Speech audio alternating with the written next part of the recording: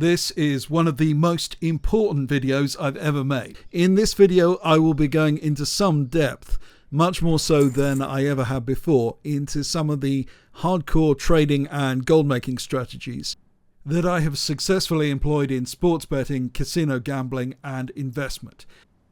Trading on the auction house successfully, as the approaches I'm going to show you will allow you to do, will make you gold so much faster than any conventional form of gold farming. Indeed, it is possible to make enough gold to live on in real life with RMT if you actually choose to do that. In this video, I present a complete strategy for playing the auction house that you can enjoy for free. However, I discuss more specific gold making approaches, and I will be publishing these calculator tools on my Patreon. These greatly simplify the approaches I'm going to be explaining. They do make the execution much easier. Okay, so let's get straight into it. First, let's talk about the efficiency of the market. This is really important to understand because the efficiency of a market tells you what you are up against. A 100% efficient market would be one where everything is priced at its true value. In such a market, it is impossible to make money by trading. You simply get exactly what you pay for. By contrast, a highly inefficient market is one where items will often be priced above or below their true value, and a knowledgeable trader can clean up. The WoW auction house is quite inefficient. The main reason for this is that for many players, the value of items they want to acquire or sell is below that which is a meaningful amount of gold to them. The barrier to entry is also very low. To speculate on the financial markets, there are severe financial barriers that weed out a lot of people that don't know what they are doing.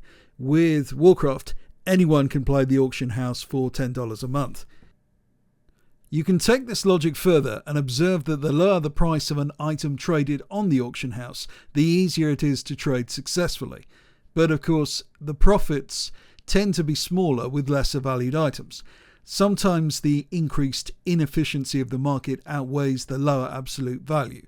For this reason, it is probably a good idea to start out small with trading. That way, any loss of gold is trivial, but it should allow you to grow your bankroll and give you some confidence. Note also that the efficiency of the marketplace changes all the time. For example, when raids launch, consumables are not efficiently priced, as raiders need them to be competitive, and they are often ready to pay above the true value. During the first week of the patch, add-ons like TSM don't work, and there are some unique trading opportunities you won't get at other times. Understanding and exploiting these periods of inefficiency is crucial to successful trading. To summarize, you need a somewhat inefficient market in order to beat it at all. Having determined that, you need to consider whether you're looking for high absolute returns, in which case the markets you will enter into will probably be only slightly inefficient, or you are looking at high percentage returns but lower absolute returns, in which case you are looking for a very inefficient market. If you can find a market which is very inefficient and you get high absolute returns, then dive in head first, make the most of it. Such things are really rare. Before you start out, you will need some gold to invest, doing some kind of basic gold farm. By far the best basic simple farm I've found is the Dark Flame Cleft tailoring farm. Grind up at least 100,000 gold doing that. I made a guide to that farm very recently. There's a link to it below. The point of auction house trading is to buy low and sell high. The ways this is most commonly done is by taking advantage of prices that fluctuate according to supply and demand, and these things change over time. There is less demand on weekdays and more at the weekends when more players are on. Seasonal items commonly increase in value during the relevant season and drop in value otherwise. For example, if you can buy the item Small Eggs, which are useful for a quest during Winter's Veil, WoW's version of Christmas, early in the year, you can then sell them at a profit around the time of Christmas. One way to make a consistent profit from seasonal items is acquiring large quantities of items like Elun's Candle, an item which shoots fireworks. This can be purchased for a small amount of silver at the time of the Lunar Festival. It is supposed to be unique, but I found an easy way to dupe it. Individual candles can be sold for thousands or tens of thousands of gold later in the year.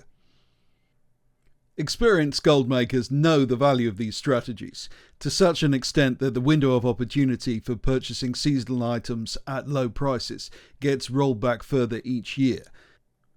What is not so well known at all is the very opposite of this strategy, which is to buy and sell items whose value remains consistent over the period of time in which you wish to trade them.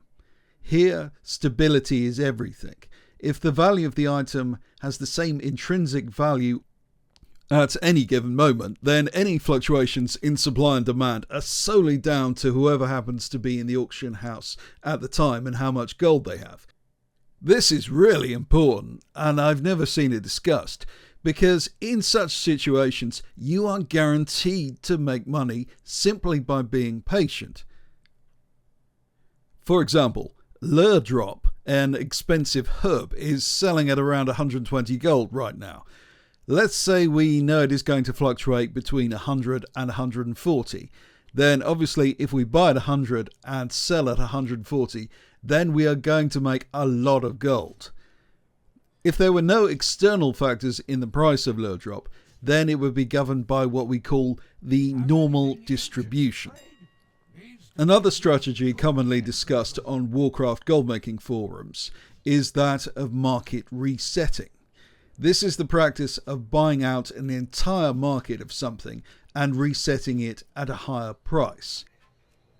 Although this is commonly discussed, the underlying mathematics and the risk involved is very rarely mentioned. Market resetting is very similar to a real-world business strategy called predatory pricing, which is so controversial some economists don't think it actually works at all.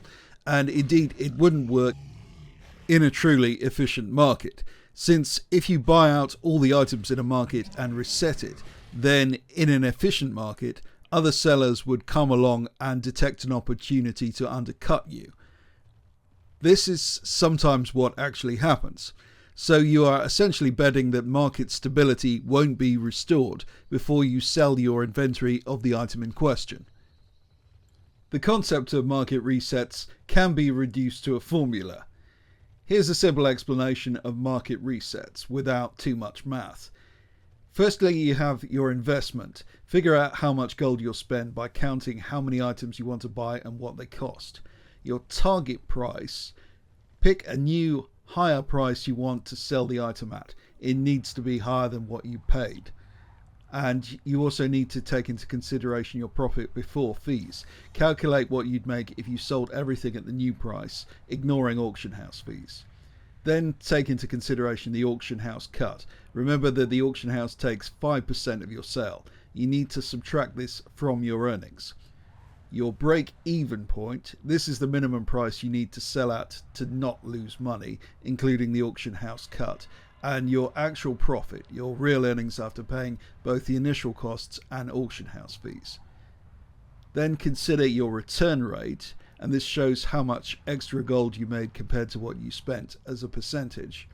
And the market speed, this is absolutely crucial. How fast you can sell your items before the market price drops back down. Here's a really advanced strategy that very few people understand outside of sophisticated investment circles. This is how to exploit the value of covariance. If that word scares you, the concept is actually really simple. Covariance is simply a measurement of how much relationship there is between the prices of two things. When the price of two items moves independently of each other, the covariance is 0. If the price of two items moves in exactly the same way, the covariance is 1. If the price of the item moves in opposite directions, the covariance is -1. You'll want to pay really close attention to this one because very few people get it, even though it is so simple. Almost always in life, you want your investments to be anti-correlated. That is, you want them to balance out as much as possible. Let's use a simple example to explain why. Say we have a small island economy with just two businesses. a shop selling umbrellas, and an ice cream van. When it rains, the umbrella sales rocket, but the ice cream van sells no ice cream. Conversely, when it is sunny, the ice cream van sells out, but the umbrella shop has no takers. Each business makes 10% per year on average, but depending on how much rain or sun there is in a given year, it might be the case that one business could actually lose money. How might an investor approach this? The optimal strategy is to invest 50% of your capital, your money, into each business. The reason is that if you were to invest only in one business, there is a good chance you could lose money in any given year. You would have to be conservative in how much you were investing. Whereas if you invest in both, you could, in theory, invest your entire fortune and be guaranteed to make 10% profit per year. This means that you can make a lot more money overall because of the lower risk. This extreme example shows the power of the value of negative covariance. It is kind of the holy grail of investment. The following strategy depends on knowing the exact value of an item, and I do mean the exact value. This occurs most often with vendor trash, where the price of an item is contained exclusively in the amount that you can vendor it for. If you can find an item that is selling on the auction house for below its vendor price, you have an instant profit situation. Making big profits out of this usually isn't practical, however. By definition, this type of arbitrage opportunity can only exist in a highly inefficient market, and that means absolute low returns. Other people are aware when prices are out of line with vendor values, and indeed there is a function to watch for opportunities like this built into the add-on Trade Skill Manager. What you really want is something where you know the exact value, but other people don't. The concept I'm talking about here is similar to an idea that works well in sports betting. Believe it or not, it is possible to bet on the flip of a coin with the betting exchange Betfair. In cricket matches, for the benefit of Americans, that's baseball if it were more middle class. The team which bats first is determined by the flip of a coin. It is possible to bet on this coin flip, and incredibly, it is possible to sometimes get more than even money on this coin flip. Naturally, you expect to make money if you can do this, since the true odds of a coin flip must be 50-50, obviously.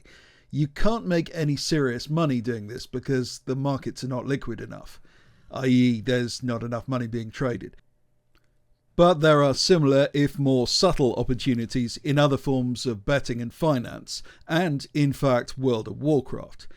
There is an item I know of which yields a specific average amount of gold per item invested. I'm not going to mention its name directly, but to give you a heads up, it's basically a scratch card.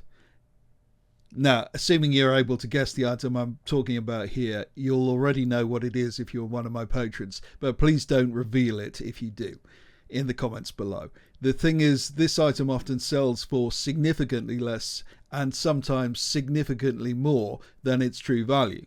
I've actually sold thousands in a single trade for more than 250% of its true value.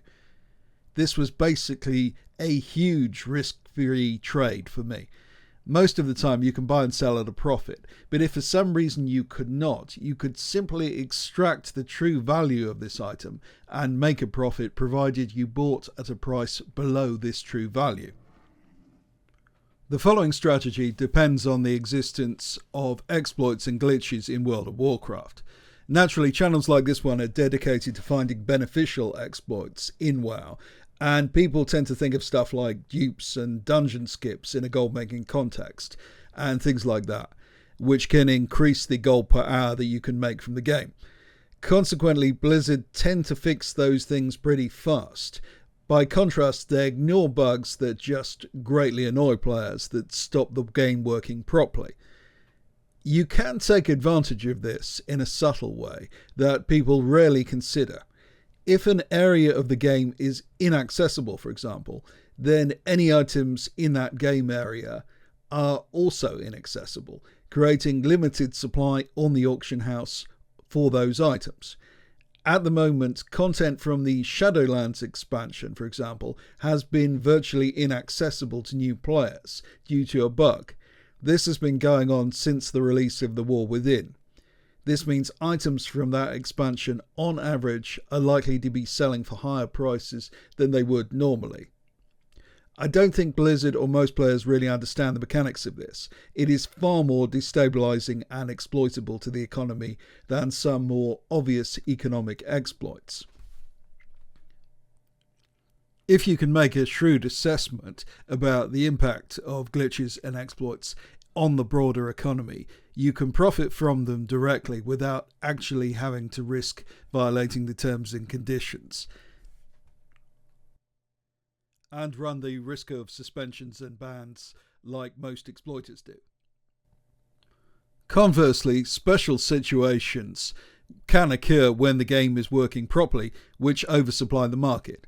For example, the week I'm writing this, there is a very unusual situation where Battlegrounds are awarding 50% bonus honor, and Comp Stomp, a battle against poorly coded NPCs where players win every time, is also active.